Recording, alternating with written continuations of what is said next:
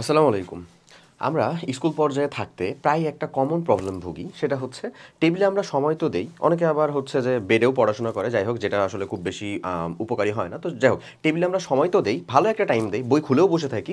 But কার্যকর সময় আসলে হয় না। মানে ওটা ইফিশিয়েন্ট হয় না। হ্যাঁ? মানে ইফিশিয়েন্সি পাওয়া যায় না সেখান থেকে। টেবিলে পড়াশোনার সময়টা বাড়ানোর কিছু টিপস নিয়ে আমরা আজকে কথা বলব সেজন্যই। চলো, ১ম যে কাজটা আমাদেরকে করতে হবে সেটা হচ্ছে এটা মানে অ্যাজ ইউজুয়াল একটা কথা হচ্ছে সেলফ কন্ট্রোল। ভাই এটা আমাদের কম। সো আমরা এই জায়গাটার ভিতরে যাবো না, আমরা হচ্ছে পিক টাইম সিলেকশন এটা করব। পিক টাইম সিলেকশনটা যদি তুমি করো তাহলে দেখা যাবে যে আচ্ছা পিক টাইম সিলেকশন, তাহলে দেখতে পাবো সেলফ কন্ট্রোলটা নিজে থেকেই কিছুটা হয়ে গেছে। পিক টাইম সিলেকশন বলতে এখানে আসলে কি বোঝানো হচ্ছে? সিম্পলি বোঝানো হচ্ছে যে সাপোজ তুমি যখন পড়াশোনা করতে বসলা, ধরে নাও তুমি হচ্ছে সন্ধ্যায় একটা হালকা নাস্তা করে পড়াশোনা করতে বসলা, এখন এখান থেকে পাক্কা ৪৫ মিনিট হচ্ছে তোমার পিক টাইম। পাক্কা ৪৫ মিনিট, আমি ১ ঘন্টার কথা বলতেছি না।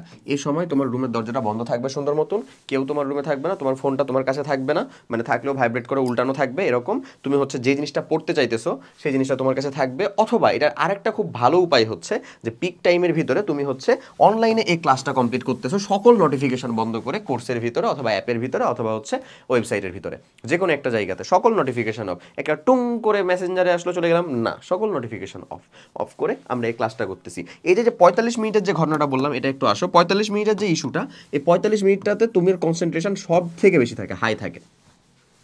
তারপরে আবার কনসেন্ট্রেশনটা ধীরে ধীরে ফল করা শুরু করে। সো মধ্যখানে আমরা যদি একটা ব্রেক সিস্টেম নেওয়া শুরু করি যে আচ্ছা ঠিক আছে আমরা এখন ৫ মিনিটের একটা ব্রেক নিব, এটা যেন ৫ মিনিটই হয় এবং এই ৫ মিনিট নো ফোন। ফোন না, ফোনের কথা বলতেছি না যে ৫ মিনিট আমরা ফোন চাপবো না, ওটাতে আমি আসতেছি। ফোন চাপবো কি আদৌ কি চাপবো না, সব কিছুই কি করবো না, ওটাতে যাচ্ছি, আসে বেড়া নেই। তো ব্রেকটা নিব আমরা হচ্ছে ৫ মিনিট। সাপোজ বাবা মা আছে তাদের সাথে কথাবার্তা গেলাম অথবা হচ্ছে নিউজের হেডলাইন দেখতে গেলাম, নো প্রবলেম। অথবা কোনো ফ্রেন্ডকে ফোন দিলাম যে কি অবস্থা, কেমন পড়াশোনা চলতেছে, তাও আবার অন্য মানে বাবা মার ফোন থেকে, এরকমভাবে জাস্ট একটা রিফ্রেশমেন্ট টাইপের, একটা হেঁটে আসলাম, একটা চা খাইলাম, এমন টাইপের কিছু একটা ব্রেক সিস্টেম নিব। তারপরের টাইমটাতে আবার দেখবা তুমি ৩৫ মিনিট তোমার পিক টাইম পাচ্ছ। কারণ এটা আমাদের ব্রেন আসলে ওই স্থিতিস্থাপকতার নীতির মতন, বারবার যদি একটাকে মুচড়াবার উঠাও দেখা যাবে যে কিছুক্ষণ পর মানে এই যে বারবার এটা করার জন্য ওকে টাইম না দেওয়ার জন্য ও কিছুটা শিথিল হওয়া শুরু করছে। সো এরকমভাবে এটা আমরা পিক টাইম পাই। এই পিক টাইমের ভিতরে যা তুমি পড়বা তাই কিন্তু ক্যাচ করবে, দ্যাটস এটাকে পিক টাইম বলতেছি।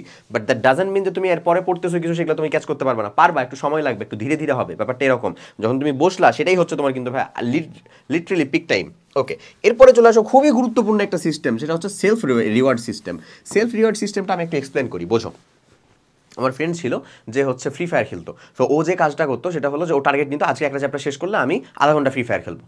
সো ও একটা চ্যাপ্টারও শেষ করে ফেলতে পারতো, ভাই ফ্রি ফায়ার খেলবে তাই দ্রুত, আবার আধা ঘন্টা ফ্রি ফায়ার খেলার পরে রেখে দিতে পারতো। এই যে এত হিউজ পরিমাণে সেলফ কন্ট্রোল, এটা ছোট্টখাটো চারটিখানি বিষয় না ভাই, আমার তোমার নাগালের ভিতরেই আসলে যদি আমরা নিজেরা চাই তাহলে লিটারেলি এটা সম্ভব, অসম্ভব না আবার। আচ্ছা আমি আরেকটা পয়েন্ট দিই, আমার নিজের একটা উদাহরণ দিই। আমি কি করতেছিলাম, আমি হচ্ছে এইচএসসি লাইফে বিশেষ করে, তখন আমার কাছে তো নিজের ফোন ছিলই, এইচএসসি লাইফে কি করতাম মেইনলি আমাদের ওই সাহিত্য বিষয়ক অনেক জিনিসপাতির প্রতি, পুরাতন পুরাতন সাহিত্য অনেক জিনিসপত্রের প্রতি অনেক বেশি হচ্ছে অ্যাট্রাকশন ফিল করতাম। হ্যাঁ, সো সাপোজ আমি হচ্ছে গল্পের বই পড়তাম একটা, সো গল্পের বই পড়া তো আমার পরীক্ষায় মার্ক নেওয়াটাতে বিন্দুমাত্র কোনো হেল্প করবে না। তো তাহলে এটাকে আমরা কি করবো, আমি লিটারেলি একটা চ্যাপ্টার বা ১.৫ ঘন্টা বা একটা টপিক পড়ে শেষ করবো, তারপরে চিন্তা করতাম যে একটা গল্পের বই আমি ৫ পেজ বা ১০ পেজ পড়বো। এটার থেকেও বেশি যেটা কাজে লাগতো সেটা হচ্ছে যে কিছু ডকুমেন্টারি টাইপের মুভি আছে না, যেটা হচ্ছে ধরো উপন্যাসের আলোকেই সম্পূর্ণ বানানো, যেমন হচ্ছে আমাদের আছে কি বলে লাল সালু আছে, তারপরে সূর্য দিগল বাড়ি আছে, নন্দিত নরকে আছে, তারপরে শ্রাবণ মেঘের দিনে আছে, কোথাও কেউ নেই আছে। এই যে এগুলা যেগুলো আছে না ভাইয়া, এই যে কোয়ালিটি টাইপের যে কন্টেন্টগুলো, এগুলার আমি একটা পার্ট বা ১৫ মিনিট বা আধা ঘন্টা এটা আমি দেখবো এই কমপ্লিট করে ফেলতে পারলে। এটা হচ্ছে ওই সেলফ রিওয়ার্ড সিস্টেম। এই সেলফ রিওয়ার্ড সিস্টেমটা এমন না যে এবার বার্ষিক পরীক্ষায় যদি পারি তাহলে আমি নিজেকে নিজে পুরস্কৃত করবো, I want to thank me, না ওটার কথা বলতেছি না। ওটা বাসা থেকে ধরো দিবে যে তুমি এবার পারলে তোমাকে একটা গেমিং পিসি কিনে দিবে, ঠিক আছে, দ্যাটস ওকে, ওকে ওটা হবে, ওটা অসম্ভব এমন না। বাট ওটা হিউজ টাইমের, বুঝছো, তুমি ধীরে ধীরে এটাতে আসলে কি হারিয়ে ফেলো, মোটিভেশন হারিয়ে ফেলো। এর থেকে তুমি সেলফ রিওয়ার্ড সিস্টেম একটা চালু করো যে আমি যদি এইটা করতে পারি তাহলে এটা করাবো, এবং এটা মাথায় রাখতে হবে দুইটাই যেন সমাজ স্বীকৃত একটা বৈধ কোনো কিছু হয়। ভাই তুই যদি মনে করিস যে আমি এটা করলাম এটা করবো, না ওরকম কিছু না, ঠিক আছে, ওরকম কিছুই না। দুইটাই যেন আমার সুন্দর মতন আমার এন্টারটেনিংয়ের জন্য কাজে লাগে, আমার নিজের প্রোডাক্টিভিটি বাড়ানোর যাতে কাজে লাগে, আমার নিজের গ্রোথ করে আমার নিজেকে, ঠিক আছে। ওকে, এই সেলফ রিওয়ার্ড সিস্টেমটা খুব জরুরি একটা ইস্যু। তারপরে আরেকটা জিনিস আমরা করতে পারি, কোট কিছু অথবা কিছু ইম্বারেসিং মোমেন্ট, তোমার জীবনের ইম্বারেসিং মোমেন্ট সুন্দর করে একেবারে বড় বড় করে লিখে টেবিলের সামনে ঝুলায় রাখা। যে মা বলেছে সুন্দরী মেয়ে বিয়ে করতে হলে বিসিএস ক্যাডার হইতে হবে, এই টাইপের কোডটা হচ্ছে ধরো ফেসবুকে মিম কন্টেন্টের জন্য, নট লাইক হচ্ছে তোমার জন্য, তোমার জীবনের জন্য এরকম অ্যাপ্লিকেবল এমন না। ধরো তুমি কোথাও আর কি তোমার নিজের ব্যাড পারফরমেন্সের জন্য চরমভাবে এম্বারেস হয়েছো, অপমানিত হয়েছো কোথাও একটা, ওই ঘটনাটাকে তুমি সুন্দর মতন এমন একটা কোডেড করে লিখবা যে উমুক তারিখ, উমুক জায়গা, উমুক দিন, উমুক পাবলিক, এই কিছু জিনিসপত্র লিখে সুন্দর করে তোমার টেবিলের সামনে একেবারে স্টিকি নোট দিয়ে ঝুলায় রাখলা। এই ঘটনাটা কেউ জানবেও না যে ওই ঘটনাটা কি, বাট বিলিভ কর ভাই, তুই প্রত্যেক দিন পড়তে বসবি, দেখবি ওটা দেখবি, তোর নিজের ভিতরে একটা গার্জ ফিল হবে যে আমি পড়বই, পারবই, কেন পারবো না, কেন হবে না, হবে। এটা অনেক জরুরি একটা জিনিস। অথবা কোড যদি পছন্দ থেকে থাকে সেগুলোকেও সুন্দর মতন টাঙায় রাখো, টাঙায় রাখতে পারো। অনেকে এরা কাজ করে যে আমাদের ত্রিকোণমিতির যে সূত্রগুলো আছে, অন্যান্য জায়গায় যে সূত্র বা ফর্মুলাগুলো আছে, এগুলো সুন্দর করে লিখে লিখে সাজিয়ে রাখে।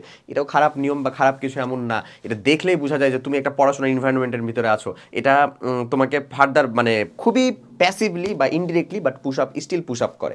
ঠিক আছে, এটা কমপ্লিট করানোর পরে আমার যে করতে হবে সেটা হচ্ছে নোট টেকিং টেন্ডেন্সি। আমি যেটাই পড়তেছি না কেন, আমি সাপোজ ক্লাস 8-এর একাডেমিক ক্লাস 8-এর ক্ষেত্রে আইসোটেশন কোর্সের ভিতরে এনরোল করে ওই কোর্সের একটা ক্লাস করতেছি, কোনো ভাইয়া আমাকে সেই সুন্দর করে কোনো একটা টপিক ভালো মতন বুঝাচ্ছে। এখন সেখানে আমাকে নিজে বুঝে থেকে গেলে ওই ভিডিও রেখে দিলে, ওই স্লাইড সেভ করে বা স্ক্রিনশট নিয়ে নিলে কিচ্ছু লাভ হবে না ভাই, বিশ্বাস কর, কিচ্ছু না। আমাকে যে কাজটা করতে হবে, ক্লাস 45 মিনিটের আমি প্রয়োজনে 1 ঘন্টা টাইম নিব সেটার পিছনে টোটালে, বাট ভাই যা পড়াইতেছে, ভাই যা বুঝাইতেছে, ভাই যেটাকে বলতেছে যেটা খুবই গুরুত্বপূর্ণ, ওটাকে সুন্দর মতন আমরা কি করব, নোট করে নিব।